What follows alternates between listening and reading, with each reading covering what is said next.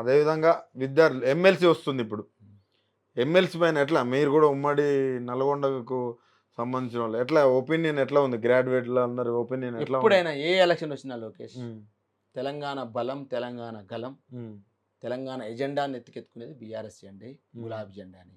కాబట్టి అది MP election అయినా, ఎమ్మెల్సీ ఎలక్షన్ అయినా, రేపు సర్పంచ్ ఎలక్షన్ అయినా, మున్సిపల్ ఎలక్షన్ అయినా గులాబీ జెండాకు పట్టం కట్టాలనేది ప్రజలకు ఇచ్చే విజ్ఞప్తి అయినా, ప్రజలను ఓటు అడిగే విధానమైన. కాబట్టి మన ఆకాంక్షలు నెరవేర్చాలంటే గులాబీ జెండాకు పట్టం కట్టండి. ప్రజలకు సంబంధించిన అంశాలని గొంతెత్తాలంటే గులాబీ జెండాను ఎత్తండి. గులాబీ జెండాకు ఓటేయండి, గులాబీ జెండాకు చేకొట్టండి అనేది. అభ్యర్థి కాదు, ఇలా గులాబీ జెండా ఇంపార్టెంట్. అభ్యర్థి ఎవరున్నా లేదు, కేసీఆర్ నాయకత్వంలో గులాబీ జెండా పట్టుకుని ఎవరు వస్తారు వాళ్ళు అటు ప్రజా గొంతుగా నిలబడ్డది కదా తీర్మార్ మల్లన్న. నేను ప్రజల మనిషిని, నా ప్రజల ఛానల్ని ప్రజా గొంతుగా నిలబడ్డది కదా. ఇప్పుడు అటొక గొంతుగా నిలబడ్డది. ఏ గొంతుక ఏ ప్రయోజనాల కోసం పనిచేస్తా ఉంది, ఏ గొంతుక ఏం ఆశించింది, ఏ గొంతుక ఎవరి కోసం పనిచేసింది, ఏ గొంతుక ఎవరివైపు నిలబడ్డది అనేది అందరి గొంతులకు ఎరికే. కాబట్టి నేను వాళ్ళని వీళ్ళని కాదు, కేసీఆర్ నాయకత్వంలో గులాబీ జెండా అభ్యర్థి, గులాబీ జెండా నాయకత్వంలో పడుతున్న అభ్యర్థి కోటేయమని చెప్తాను. లాస్ట్ క్వశ్చన్, రాష్ట్రం రాష్ట్రం రాష్ట్రం అని పదే పదే అన్నారు, రాష్ట్రం తెచ్చుకున్నాం అది అని. కేంద్ర పాలిత ప్రాంతం అని ఒకటి ఈ మధ్య కూడా జాతీయ నాయకులు అన్నారు అని కొద్ది చర్చ నడుస్తుంది. అటువైపు ఒకవేళ చూస్తే బీఆర్ఎస్ పార్టీ ఏ స్టాండ్ తీసుకుంటుంది? ఇవాళ ఇప్పుడు మొదటి నుంచి కూడా హైదరాబాద్తో కూడిన 10 జిల్లాలు కావాలని మేము కొట్లాడినాం. ఒక సందర్భంలో హైదరాబాద్ని కేంద్రపాలిత ప్రాంతం చేస్తామంటే మేము ఒప్పుకోలే. 10 జిల్లాలతో కూడిన తెలంగాణే కావాలి, హైదరాబాద్తో కూడినటువంటి తెలంగాణ రాజధాని ఉండాలని మేము కోరుకున్నాం. దాన్నే ఎలా వచ్చింది. కానీ ఇవాళ కాంగ్రెస్ పార్టీ ఖర్గే గారు ఏం మాట్లాడతాడు, బెంగళూరు నుంచి నాకు దగ్గరైతే హైదరాబాద్ కేంద్రపాలిత ప్రాంతం ఆయన అంటాడు. బీజేపీ పార్టీ ఏమంటుంది, మేము కేంద్రపాలిత ప్రాంతం చేస్తామని ఆయన అంటున్నాడు.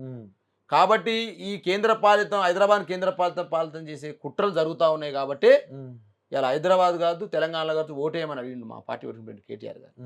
కాబట్టి ఎవరెన్ని కుట్రలు చేసినా, ఎందుకంటే ఇంకా ఉమ్మడి రాజధానిగా రేపు జూన్ 2కి వెళ్ళిపోతాం. అన్ని ఆస్తులను కూడా పంచుకోవాల్సి ఉంటుంది. కాబట్టి ఉమ్మడి రాష్ట్రం, ఉమ్మడి హైదరాబాద్ అనేది తీరిపోద్ది. కాబట్టి ఇక్కడ కూడా కుట్రలు చేసినారు. ఇలా గోదావరి జలాలను తమిళనాడుకు తరలించుకుపోయే ప్రయత్నం చేసారు, కర్ణాటక తమిళనాడులో ఓట్ల కోసం. ఇలా హైదరాబాద్లో కూడా మళ్ళా దీన్ని విచ్ఛిన్నం చేయాలని ఆలోచన హైదరాబాద్ను కూడా కేంద్రపాలిత ప్రాంతం చేద్దాం అనుకుంటా ఉన్నారు. ఏదేమైనా మా రైతాంగం సంబంధించినటువంటి ఆకాంక్షల్ని దెబ్బగొట్టాలన్నా మేము వ్యతిరేకం, మా నీళ్ళని కొల్లగొట్టాలన్నా మేము వ్యతిరేకం, మా హైదరాబాద్ని కొల్లగొట్టాలన్నా మేము వ్యతిరేకం. మా గులాబీ జెండా యొక్క అస్తిత్వం తెలంగాణ ప్రజల యొక్క బాగే తప్ప ఇంకోటి లేదు. కాబట్టి ఈ కుట్రలన్నింటి కూడా గులాబీ జెండానే ఛేదిస్తుంది. కాబట్టి గులాబీ జెండాలో కేసీఆర్ నీడలో ఉంటేనే తెలంగాణ సస్యశ్యామలంగా సురక్షితంగా ఉంటుంది. కాబట్టి కేసీఆర్ నాయకత్వమే తెలంగాణ శ్రీరామ రక్ష అని చెప్తా ఉన్నాను. That's all. మొత్తానికి ఈ పార్లమెంట్ ఎలక్షన్స్ అయిపోతున్నాయి. మీకున్న అవగాహన ప్రకారం మళ్ళా ఎవరు ఏ పార్టీ అధికారంలోకి రాబోతుంది ఇండియా వైజ్గా?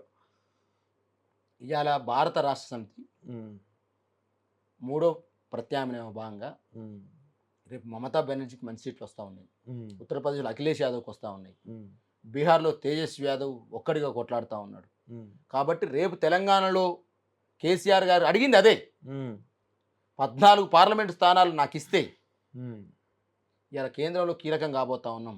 అవసరం అనుకుంటే కేసీఆర్ గారికి హిందీ వచ్చు, ఇంగ్లీష్ వచ్చు, ఉర్దూ వచ్చు, తెలుగు వచ్చు, బహుభాష కోవిదుడు, 40 సంవత్సరాల రాజకీయ అనుభవం ఉంది. నేను కూడా ప్రధానమంత్రి రేసులో ఉన్నాను అనుకోకూడదా? అనుకోవచ్చు. కళలు కనండి, కళలు నిజం చేసుకుంటే అబ్దుల్ కలాం గారు అన్నట్టు ఇవాళ ఎందుకు ఒక తెలంగాణ వాడు ప్రధానమంత్రి కళ కనవద్దు? అయ్యే అవకాశాలు ఉన్నాయంటారు. అవకాశం ఉన్నప్పుడు డెఫినెట్గా అవుతాడని చెప్తున్నాను. ఇవాళ మెజార్టీ ఇవ్వండి, 2 జాతీయ పార్టీలు కాబోతామని చెప్తా ఉన్నాం. ఇప్పుడు 2 జాతీయ పార్టీలు రేపు వాళ్ళు మాకు సపోర్ట్ చేయొచ్చు కదా. గతంలో జరగలేదా? కాంగ్రెస్ సపోర్ట్ చేయలేదా? బీజేపీ సపోర్ట్ చేయలేదా? యునైటెడ్ ఫ్రంట్ కింద అంటున్నాను నేను. జనతా ప్రభుత్వంలో ఎవరెవరికి సపోర్ట్ చేసినారు? నేషనల్ ఫ్రంట్లో ఎవరెవరికి సపోర్ట్ చేసినారు చూసినాం కదా. రాజకీయాల్లో వారు వీరు కావచ్చు, వీరు ఆరు కావచ్చు. ఎప్పుడు ఉండదు. అత్తకాలం కొన్ని రోజులు, కోడల కాలం కొన్ని రోజులు.